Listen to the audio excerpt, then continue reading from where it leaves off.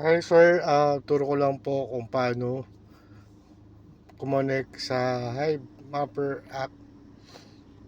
Make sure lang po may connection kayo na mobile data or Wi-Fi.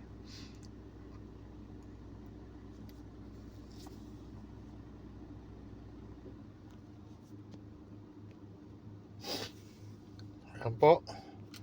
Tapos punta po kayo sa application na Hive Mapper. Make sure lang po connected po yung lahat. Yan. Yung username to token split po sa under ng profile nyo po. Tapos click nyo po yung dashcam ID. Ayan po. Automatic na po nilipat yan. Yan. Nakita nyo po yung blue. Connected na po yan. Yung blue po sa kaliwa. Ayan po. Kita nyo po. Nag-load na po yung image. Pag nag-load na po, okay na po yan.